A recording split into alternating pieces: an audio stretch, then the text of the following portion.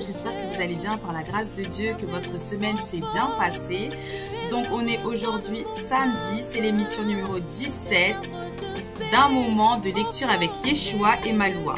Alors sans plus tarder, on va remettre ces instants merveilleux entre les mains du Seigneur, que la présence de Dieu puisse remplir nos foyers, remplir le lieu où nous nous trouvons, et que le Seigneur fasse son travail. Père éternel, nous te louons, nous te bénissons, nous te glorifions, nous t'adorons Seigneur et nous te disons merci Papa pour le souffle de vie que tu renouvelles en nous chaque jour. Nous te remettons ces instants merveilleux Seigneur de lecture de ta parole entre tes mains, que tu puisses renouveler notre esprit, notre pensée Père éternel et que la pensée de Dieu s'impose dans notre vie Père éternel. Ouvre nos cœurs, Seigneur, que nous puissions être disposés à entendre ta parole et à te laisser nous façonner. Louange à toi, Père. Au nom de Jésus, nous avons prié. Amen. Amen, amen. Alors, sans plus tarder, on va lire un passage du livre Ma Princesse, lettre du Père à sa chérie. Et on va voir ce que le Seigneur veut nous dire aujourd'hui. Ok. Mon enfant, parle de la vie avec mes mots. Mon enfant, j'aime ta bouche parce qu'elle est mienne, prête à être remplie de mes paroles. Ça tombe bien. Savais-tu que j'ai béni tes lèvres avant qu'elles aient à parler de la vie au monde sans vie? Alors que d'autres utilisent leurs lèvres pour répandre des mots sans valeur, toi, mon enfant, tu as le privilège de changer les perspectives des gens et de leur donner le pouvoir de changer leur choix de vie vers des choix qui les orientent vers moi. Tes paroles auront plus de valeur que des bijoux inestimables. Je veux que tu viennes vers moi dans la prière chaque jour et je vais remplir tes lèvres d'amour, de sagesse et d'encouragement. Et faire ainsi de ta bouche mon chef-d'œuvre pour tous ceux qui te voient parler. Amen, que ce soit notre partage. Je t'aime, ton roi et ton conseiller. Alors comme vous le savez, on a toujours un verset à côté. Celui-ci se trouve dans le livre de Colossiens 3, versets 16 à 17. Que la parole de Christ, avec toute sa richesse, habite en vous. Instruisez-vous et avertissez-vous les uns les autres avec une pleine sagesse. Chantez à Dieu de tout votre cœur et avec reconnaissance, des psaumes, des hymnes et des cantiques inspirés par l'Esprit. Tout ce que vous faites en parole ou en action, faites-le au nom du Seigneur Jésus, en remerciant par lui Dieu le Père. Amen. Alors, j'ai à cœur de lire un passage du livre des psaumes, justement. D'accord, on va lire le psaume 115. Non pas à nous, Éternel, non pas à nous, mais à ton nom donne gloire, à cause de ta bonté, à cause de ta vérité. Pourquoi les nations diraient-elles, où donc est leur Dieu? Notre Dieu est au ciel, il fait tout ce qu'il veut. Leurs idoles, ce n'est que de l'argent et de l'or. Elles sont faites par la main des hommes. Elles ont une bouche mais ne parlent pas. Elles ont des yeux mais ne voient pas. Elles ont des oreilles mais n'entendent pas. Elles ont un nez mais ne sentent pas. Elles ont des mains mais ne touchent pas. Des pieds mais ne marchent pas. Leur gosier ne produit aucun son.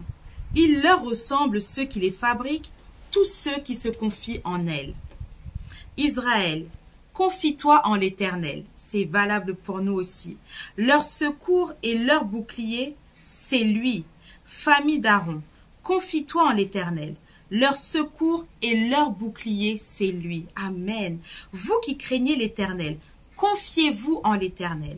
Leur secours et leur bouclier, c'est lui. L'Éternel se souvient de nous. Il bénira. Il bénira la communauté d'Israël. Il bénira la famille d'Aaron. Il bénira ceux qui craignent l'Éternel, petits et grands. L'Éternel vous fera prospérer, vous et vos enfants. Alléluia. Soyez bénis par l'Éternel, qui a fait le ciel et la terre. Le ciel appartient à l'Éternel, mais il a donné la terre aux hommes. Ce ne sont pas les morts qui célèbrent l'Éternel. Ce ne sont pas ceux qui descendent dans le monde du silence. Mais nous bénirons l'Éternel. Amen. Dès maintenant et pour toujours. Louez l'Éternel. Amen. On va lire aussi le psaume 24.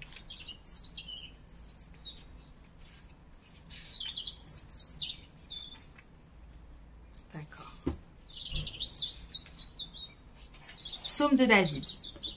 C'est à l'Éternel qu'appartient la terre avec tout ce qu'elle contient, le monde avec tout ce qu'il habite, car il l'a fondé sur les mers et affermi sur les fleuves.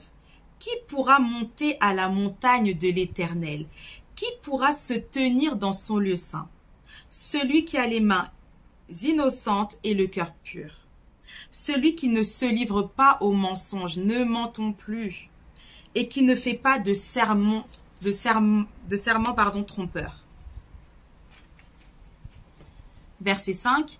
Il obtiendra la bénédiction de l'Éternel, la justice du Dieu de son salut. Telle est la génération de ceux qui le cherchent, de ceux qui aspirent après toi, Dieu de Jacob. Portes, élevez vos linteaux, élevez-vous portes éternelles, que le roi de gloire fasse son entrée. Qui est ce roi de gloire? L'Éternel si fort et si puissant, l'Éternel puissant dans les combats. Portes, élevez vos linteaux, élevez les portes éternelles, que le roi de gloire fasse son entrée. Qui donc est ce roi de gloire? L'Éternel, le maître de l'univers, c'est lui le roi de gloire. Amen. Rendons toute la gloire à notre Dieu. Notre Dieu a créé les cieux et la terre, mais il nous a aussi créés et il nous a placés sur cette terre pour que nous puissions prospérer à tous égards. Nous devons dominer et pour dominer, nous avons besoin que le règne de notre Père vienne partout où nous sommes. Que le règne de notre Dieu soit dans notre vie. Et alors nous pourrons dominer dans tous les domaines de nos vies. Si nous restons loin de la parole de Dieu, ce qu'il va se passer, c'est que on ne saura pas notre identité et on ne saura pas ce que Dieu a déjà préparé d'avance pour nous. Nous ne pourrons pas connaître notre force, nous ne pourrons pas connaître notre puissance, nous ne pourrons pas connaître quels sont les projets de paix et non de malheur que notre Dieu a préparés pour nous.